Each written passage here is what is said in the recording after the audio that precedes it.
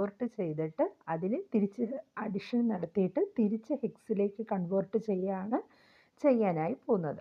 So ഈ മേളിലുള്ള ഡിജിറ്റിനെ നമ്മൾ നേരത്തെ ചെയ്തതുപോലെ തന്നെ ബൈനറി നമ്പേഴ്സാക്കി കൺവേർട്ട് ചെയ്യുന്നു. ഓക്കെ, 1 + 1 നമുക്ക് എന്താ കിട്ടുക? 0 കിട്ടുന്നുണ്ട്. വിത്ത് ക്യാരി 1 ആണ്. ഓക്കെ, ആ ക്യാരി നമ്മൾ അടുത്ത ഡിജിറ്റ്സുമായി ആഡ് ചെയ്യുന്നു. ഓക്കെ,